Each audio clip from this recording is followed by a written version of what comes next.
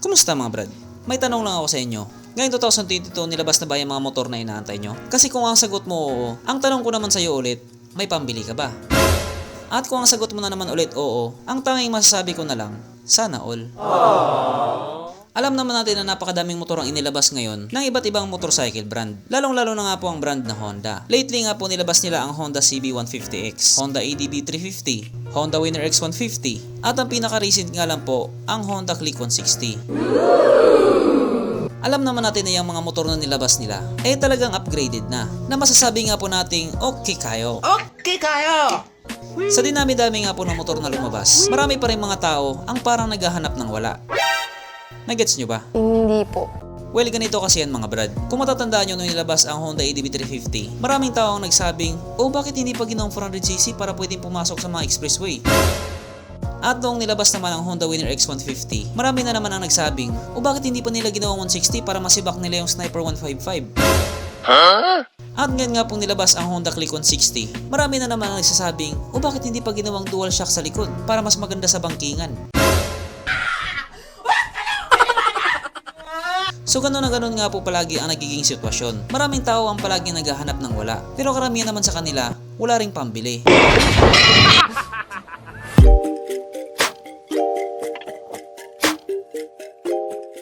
Pero syempre bago tayo magpatuloy, kung bago ka pa lamang napadpad dito sa aking walang kwentang channel, huwag ka nang mag-subscribe. So yun na nga, sa video ito ay pag-usapan nga po natin yung hinahanap nyong wala. Ang totoo niyan mga brad, meron na naman ako nasagap na chismis. At yan po ay galing sa aking pinagkakatiwalaang sources, ang Marites version 2.0. Pero uunahan ko na kayo, ito po ay isang chismis pa lang. Sa madaling salita, walang kasiguraduhan. Kaya wag po muna kayong masyadong ma-excite, baka kasi maudlot. So ganito kasi yun mga brad. Ayon nga po sa aking mga sources, iluluto na daw ni Honda yung paborito nyong almusal. De, joke lang.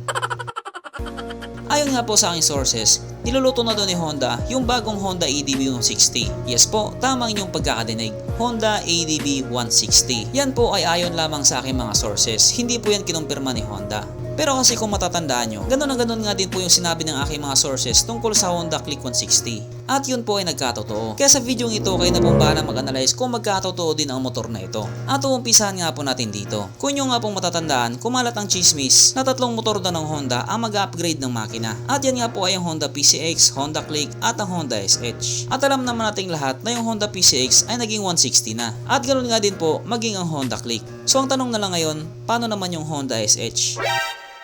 So ayon nga po sa akin nasagap na balita.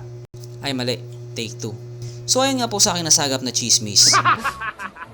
Noong hindi pa nilalabas ang Honda Click 160, may mga chismis na kumalat na ihinto na daw ang produksyon ng Honda SH150 sa oras daw na ilabas na ang Honda Click 160. Sos Mario Josep, naloko na!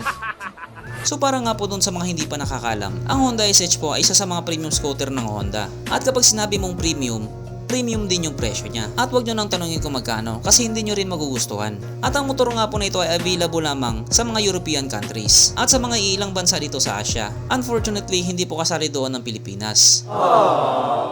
So ganito na nga yun. Dahil nga po sa mga chismis na yun, mukhang malabo na yata mag-upgrade yung Honda SH150. At dahil din doon, mukhang malaki na rin ang tsansa na magkaroon ng Honda ADB 160. Sapagkat ang Honda ADB 150 nga po ay isa din sa mga pinakamabentang motor ni Honda. Given the fact na may kamahalan nga din po ang motor na ito. Pero marami pa rin talaga ang bumibili. At ang sabi nga po ng mga taong nagmamayari ng Honda ADB 150, the best daw talaga. Sa presyong 149,000 pesos, panalong panalo daw. Alam nyo mga brad, hindi naman ibang tao ang magsasabing lugi ka sa motor na binili mo, kundi ikaw mismo. Kahit nabili mo pa yan sa presyong 200,000 pesos, kung sa tingin mo naman dyan ka sumasaya, hindi ka nalugi dun. Alalahanin mo bumili ka ng gamit para sumaya, hindi para i-please yung iba.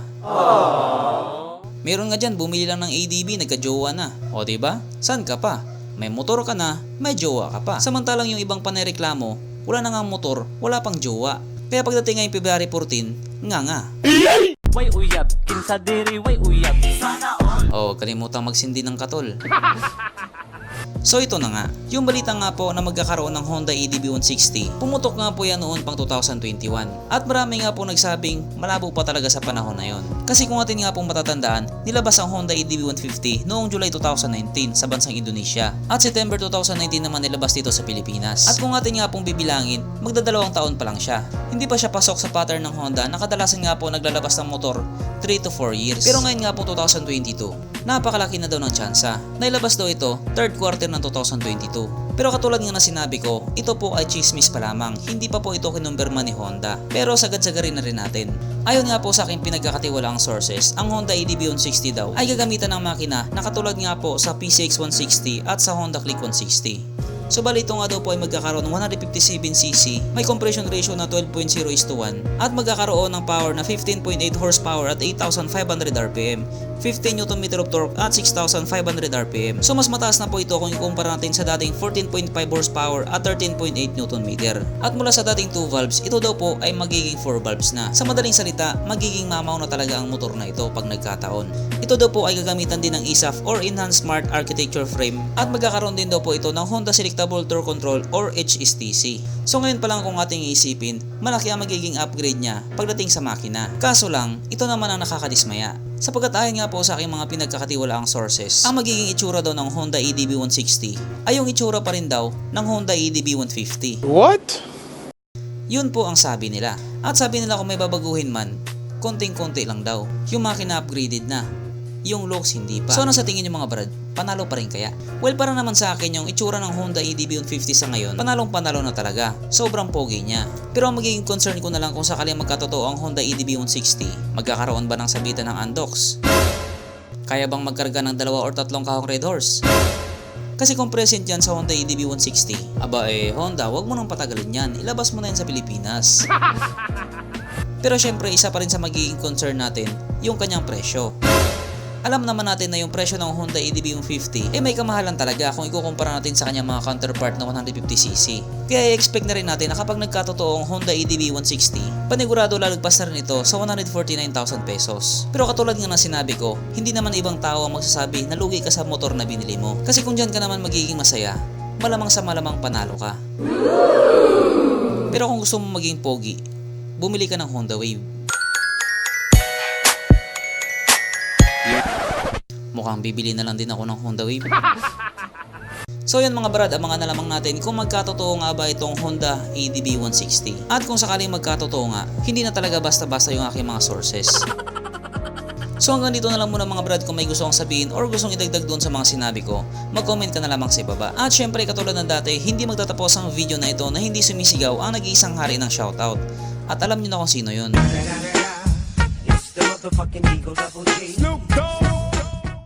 So shoutout nga pala kay JP84. Shoutout kay Jade Bondad. Shoutout kay Ruachi Cardona. Shoutout kay Gilbert Azagra. Shoutout kay Reniel Gutierrez. Shoutout kay mga ka-DIY. Shoutout kay Jamie Uritan. Shoutout kay John Robert Bangalisan.